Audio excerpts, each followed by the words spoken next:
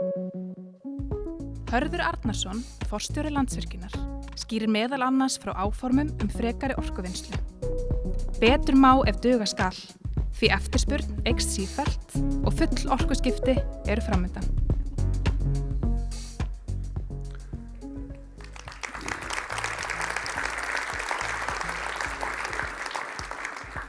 Fjármálaráðherra, aðrir ráðherrar, góðir fundargestir, betur má ef duga skal.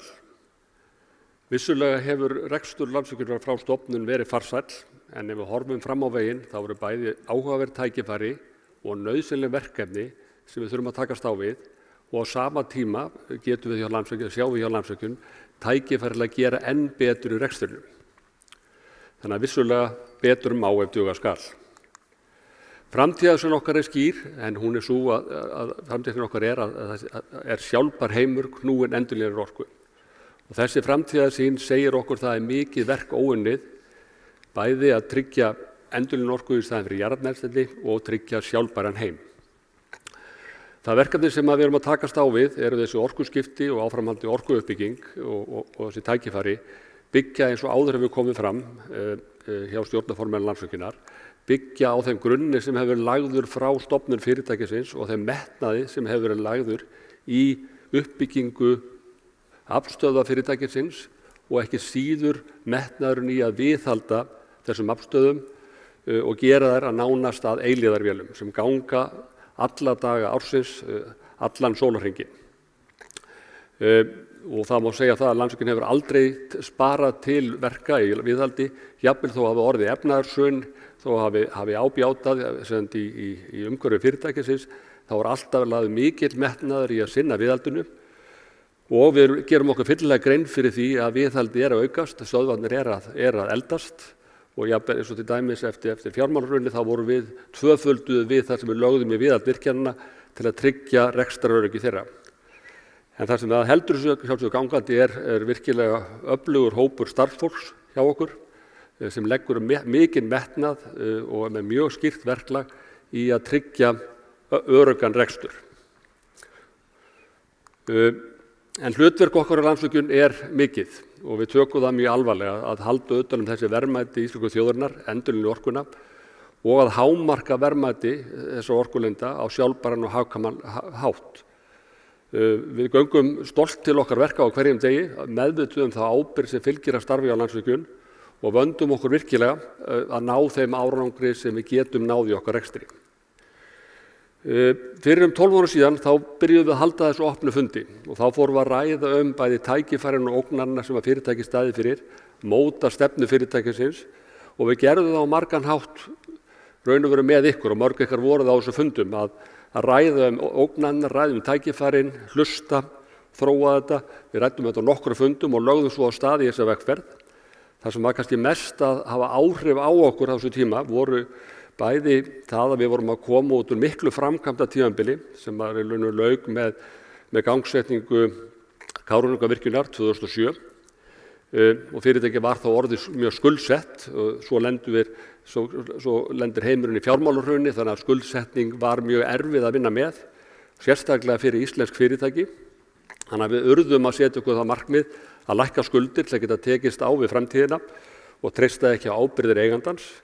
En það voru líka áhugaverð tækifæri sem voru þau að raforka hafði hækkað mikið í verði, bæði vegna loftslagsáhrifanna og líka bara vegna hagvaxtar og annað, það þurfti að byggja mikið af orkuverum. Þannig að það voru líka tækifæri að sækja hærri verð. Verðin hjá okkur gáfu alveg tilefni þess. Við horfðum að sjálfsögðu líka til annarra þátta í að bæta reksturinn, skapa fjölbreyttari tekjustofna, ná betri nýtingum á virkjununum og sjálfsögðu rekstrarkostnað. En það var raun og veru að sækja hærra verð sem myndi skila langmestu leyti og langmesta innistæðan að bæta reksturinn. Kostnaðareftirlit hafði alltaf verið mjög inngróið í Landsvirkjun. Landsvirkjun hefur alltaf borið mikla virðingu fyrir fjármunum og tryggt að sína ráðdeild í allri ráðstöfun peninga. En við lögðum af stað í þessa vegferð 2010 sem að endursemja við stórnotendur og þetta er ekki auðvelt, þetta eru mjög öflug fyrirtæki sem að halda mjög fast utan um sína hagsmuni. Það eru líka bara á ákveðnum tímapunktum sem opnast tækifæri til þess að endursemja.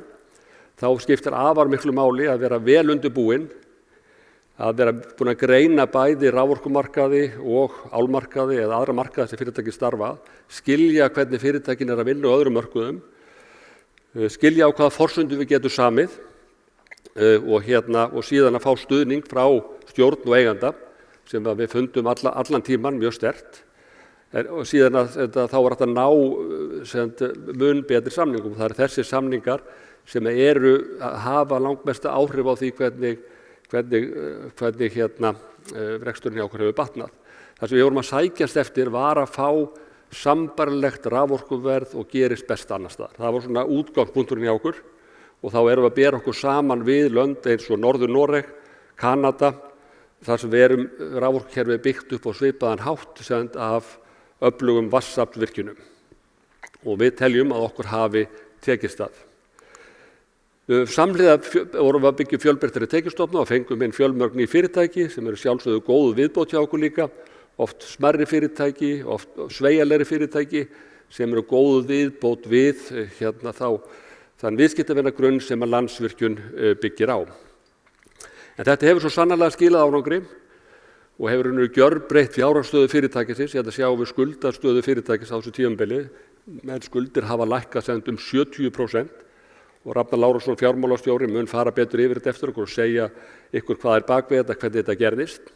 En þetta hefur raun og veru gjörbreytir stöðu fyrirtæki. Frá því að vera mjög skuldsett fyrirtæki þá erum við fyrirtæki sem þarf í raun og veru ekki að lækka skuldir sína frekar og ekkert endilega skynsamlegt að lækka þar. Við fáum gríðarlega góð kjör, við þurfum að enga ríkisábyrgðir og það getur vel verið að skuldir lækki áfram, en það ekki megin markmið fyrirtækisins eins og hefur verið undanfarin ár og þurfti að vera. Það var algjörlega nauðsynlegt fyrir okkur að gera. En á sama tíma hefur ekki bara verið að lækka skuldir, heldur höfum við verið með öfluga uppbyggingu. Það ekki allir sem að gera sér grein fyrir því að á þessu tímabili þá vorum við að auka raforkuvinnslu fyrirtækisins raforkuvinnslugetuna 15% með byggingu 4 virkjana sem við vorum að byggja til þess að mæta þörfum markaðarins. Þessi orka sem kom á markaðinn var að fara bæði til þess að styðja við almennan hagvöxt sem þarf alltaf á raforku að halda, heimila og smærri fyrirtækja. Við vorum að styðja við nýja stórnotendur eins og þau sjáu sem voru að koma inn með áhugaverðar inngripingar til landsins og við vorum að styðja við eldri viðskiptavini. Þessar fjárfestingar voru fyrir yfir 100 milljarða. Á sama tíma vorum að lækka skuldirnar 70%, þá vorum við að fjárfesta fyrir 100 milljarða. Við erum líka ánægð með hvernig tilstótt í þessum verkefnum. Við getum alltaf gert betur samt, ekki misskilja með það og sjáum alltaf leið til þess, en við horfum bæði á umhverfisatvik og öryggismál. Þá erum við stolt af þessu. Það sjálfsögðu urðu nokkur slys en þau urðu ekki alvarleg sem betur fer. Og við erum með markmið slysalausa starfsemi en bæði öryggismál og umhverfismál voru í góðu lagi. En við náðum líka að gera þetta í góðri sátt við nærsamfélagið. Og Kristín Linda mun fjallum betur það eftir hversu mikilvægt það fyrir okkur. En má segja líka í svo góðri sátt að það við heyrum því oft þegar menn að tjá sig þetta tímabil. Þá aðilar sem að gagnrýna virkjanir segja að það hafi ekki verið byggðar neina virkjanir á þessu tímabili.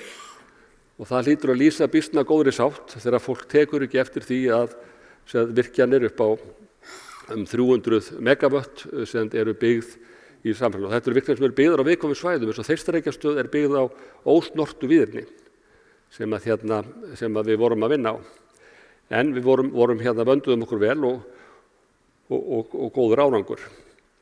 En við erum ekki bara með fjárhagsleg markmið, þó að þau hafi verið það sem við lögðum mesta áherslu á, þá erum við mjög meðvituð það að til að ná árangur í fyrirtækjarekstri í dag þarf að vera jafnvægi í rekstri fyrirtækisins. Við þurfum að horfa á umhverfismál og samfélagsmál ekki síður til þess bara að fá leyfi til að starfa, til þess að ná stuðningi samfélagsins og við leggjum okkur þar mikið fram og viljum vera á heimsmælikvarða í því og teljum okkur hafa náð góðum árangri. Við höfum fengið fjölmargar viðurkenningar og þetta svona hluti af viðurkenningunum. Við höfum lagt mikil áherslu á jafnréttismál og erum stolt af þeim árangri sem við náð þar, þó að þeirri vegferð ljúki sennilega aldrei. En við höfum líka fengið fjölmargar viðurkenningar erlendis frá, þar sem við erum að bera okkur saman við bara bestu fyrirtæki í heiminum og fengum meðal annars árið 2019 Blue Planet verðlaun alþjóðlegu vatnsaflssamtakanna fyrir rekstur Blönduvirkjunar. Þetta eru æðstu verðlaun þekktustu verðlaun sem við getum fengið fyrir rekstur vatnsaflsvirkjana, þar sem við erum að bera saman allra vatnsaflsvirkjana í heiminum. Við fengum líka 2019 gullverðlaun alþjóðasamtaka verkefnisstjórnarfélaga fyrir verkefnastjórn við Þeistareykjavirkjun.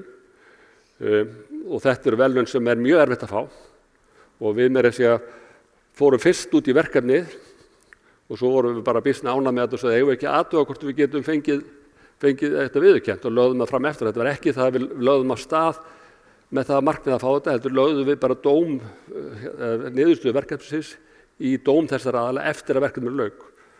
Og það eru fá orkufyrirtæki í Skandinavíu sem hafa fengið þessi verðlaun. Og svo núna vorum við að fá hæstu einkunn í loftslagsmálum frá CDP, sem eru þau samtök sem eru mest að meta framlag fyrirtækja og hvernig fyrirtæki vinna loftslagsmálum. Myndi ég segja 16.000 fyrirtæki sem leggja hvað mestan metnað í þetta, lögðu inn sín verkefni. 2% þeirra fengu A-einkunn og Landsvirkjun var eitt af þessu fyrirtækjum. Við erum mjög stolt af þessu, stolt af okkar starfsfólki, að við séum að vinna á þessu kaliberi. Þannig viljum við vera í umhverfismálum, í samfélagsmálum og svo í fjármálunum þó að þau kannski fá mesta athygli hjá okkur hérna í dag og hafa gert það á undanförnum árum. En hver er staðan hjá okkur í dag? Við erum í krefjandi stöðu út af því að raforkukerfi Landsvirkjunar er fullnýtt. Hvað þýðir það að raforkukerfi Landsvirkjunar er fullnýtt? Myndir þetta sýnir forgangsorkuna sem við getum unnið út úr kerfin okkar og hvernig hún var að aukast 15% á þessu tímabili. Og við erum að muna það að við erum í mjög sérstakri stöðu að því við erum í 100% endurnýjanlegu orkukerfi sem er eiginlega hvergi annars staðar. Þannig að við getum ekki þegar kemur auka eftirspurnin, við getum ekki kveikt á kolaorkuveri eða gasorkuveri til þess að mæta eftirspurnin, heldur þurfum við að þekkja auðlindina, stýra henni á ábyrgan hátt og passa okkur að semja ekki meiri orkusölu heldur en geta kerfisins er. Og þarna er náttúrulega þetta breytilega innræðsli til vatnsorkukerfisins sem er það sem við þurfum að beita mjög vísindalegu þekkingum til þess að skilja. Við höfum samið okkar viðskiptavini að taka þátt í að nýta kerfi betur. Sem að bjóða þegar samningarnir eru með það að við hlutaðum skerðanleg orka. Það sem við megum í slæmum vatnsárum skerða og þetta er gert til þess að geta nýtt kerfi betur. Ef við gerum þetta ekki þá gætum við ekki selt þessu orku. Og líka minnast á það að viðskiptavinir okkar eru síðan með sambærileg ákvæði í hina áttina. Þegar gerist eitthvað eftir að verksmiðjum þá geta þeir dregið úr notkuninni þannig að þetta er jafnvægi í þessu samningum. En hvernig við höfum verið að selja, gula línan hérna sýnir hvernig raforkusalinn hefur að þróast. Við höfum verið með einstaka ár þar sem við farin nálægt þessu en við höfum fyrst skipti núna kannski komin alveg í toppinn á orkugetunu sem er 15 teravattstundir í okkur. Og á sama tíma með mikla umfram eftirspurn í kerfinu. Þannig að við höfum áhyggjur af þessari stöðu. Í fyrsta lagi á sig að þetta reynir mjög á starfsmenn fyrirtækisins að kerfið virki vel og það reyndi sérstaklega á það síðasta vetur og vil sérstaklega þakka starfsfólki okkar fyrir frábæra vinnu við þær erfiðu aðstæður þar sem við vorum í þessari miklu eftirspurn. Við vorum með lítið innrennsli og gríðarlega vond veður á rekstrarsvæðunum. En samt sem áður má segja stóð kerfið sig alveg gríðarlega vel, alveg í samræmi með öll okkar módel og engar óvæntar bilanir. En það sem við höfum hins vegar áhyggjur af við þessar aðstæður er orkuöryggi fyrir heimil og smærri fyrirtæki. Hvernig eiga fyrirtækin að keppa, eða eiga þau yfir höfuð að keppa, eða heimilin að keppa við fyrir stóriðjuna að fá orku. Þetta er okkur mjög mikið umhugsunarefni, við höfum talað um þetta nokkuð lengi og Tinna mun koma hérna eftir og fjalla þetta mikilvæga verkefni og mikilvæga þess hvernig verður brugðist við því eins fljótt og mögulegt er vegna þeirra stöðu sem er komin upp í kerfinu. En við erum í þessu fullselda kerfi en á sama tíma svo erum við með mjög metnaðarfull markmið fyrir framtíðina. Bæði sem við erum búin að skuldbinda okkur og líka stjórnvöld vilja ganga enn lengra sérstaklega í orkuskiptunum. Við þurfum að nota núna 1 milljón tonn af jarðeldsneyti, olíu og bensíni og við viljum hætta að gera það, enda er það mjög skynsamlegt. og nota endurlínu orku í staðinn. Þetta mun kalla á aukna orkuvinnslu. Það alveg óhjákvæmilegt því að það raun og veru engin áform núverandi viðskiptavina að draga úr starfsemi sína á næstu árum og þau eru, má segja, öll með langtíma samninga sem að bera virða og svo það bara óskynsamlegt að mínu mati bæði efnahagslega, loftslagslega, samfélagslega að fara þá leið að flytja þá framleiðslu annað til þess að mæta orkuskiptunum. Og margar aðrar þjóðir hafi raun lögbundið það að sú leið sé óheimil. Enda ef allir í heiminu gerðu það þá myndum við ekki ná þessum markmiðum og fáar þjóðir hafa meiri möguleika en Íslendingar að ná þessum markmiðum. Auðvitað þurfum við að fara í orkusparnað, það algjörlega augljóst að draga úr orkunotkun eins og mögulegt Auðvitað þurfum við að breyta neysluvenjum, það ekki spurning, draga úr óþarfa neyslu og það mun skipta máli en það breytir ekki myndinni að það þarf nokkuð mikið af orku. Málið líka nákvæmlega hvað þarf mikið af orku skiptir ekki öllu máli í dag. Það bara kemur í ljós en við þurfum að leggja staði veg fyrir þetta.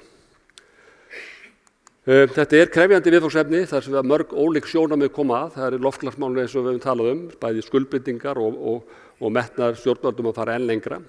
Það sjónarmið náttúruvernd, hvernig nýtingar náttúruvernd og notkun náttúru gengur saman. Við teljum okkur hafi gengið vel með það, vel í þeirri vegferð og Kristín Linda mun fjalla það á eftir þegar við talum bæði áhrifin okkar á samfélagið og náttúruna.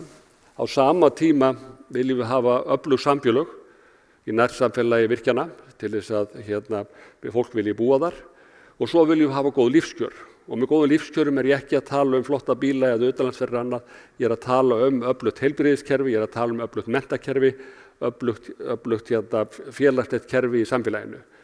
Hvernig þetta allt spila saman flókið en þetta krefjandi viðfangsefni en okkur hefur gengið vel hingað til á okkar mati og ég tel að það mun koma fram í erindinu hjá Kristínu Lindu að það mikill meiri hluti landsmanna sammála því að það hefur tekist vel til og vill halda áfram í þessari vegferð.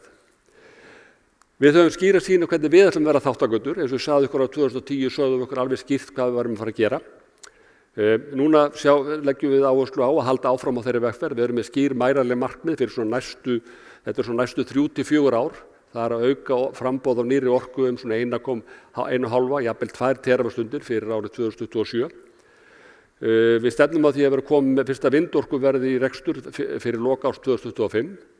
Við stefnum að því að stuðla að því að rafveldisvinnslatæki sé komin í rekstur fyrir lok 2025. Mögulega mun Landsvirkjun taka þátt í því, ekki nauðsynlega, en mögulega mun Landsvirkjun allavega reyna að styðja við baki á þessu mikilvæga vegferði. Og svo munum við líka axla ábyrgð og stefna því að verða kolefnishlutlaust fyrirtæki fyrir lok árs 2025. Fólk gæti spurt, býtu skiptir það einhverju máli hvað þið að gera í loftslagsmálum? Þetta yrði verulegt framlag til Parísarsamkomulagsins og yrði milli 2-3% af landsskuldbindingum Íslands sem við erum að koma með í þessari vegferð. Þannig að það þarf í raun og veru ekki nema 39 fyrirtæki viðbót til þess að þetta mál sé leyst. En næstu framkvæmdir sem við erum að ráðast í, framkvæmdir sem við höfum reynt að komast í mjög lengi, eru 4 og við vonumst til þess að fá síðustu leyfin eða fá leyfin á þessu ári og komast á stað í framkvæmdir. En við höfum staðið lengi að því að undirbúa þessu framkvæmdir. Búrfellslundur eru búin að vinna að í 10 ár að koma honum og við fengum hans í nýtingarflokk rammaáætlunar á síðasta ári. Hvammur hefur verið nokkuð lengur, hann hefur verið hjá fyrirtækjunni í undirbúningi 30 ár en við erum núna á lokastigum að koma honum áfram.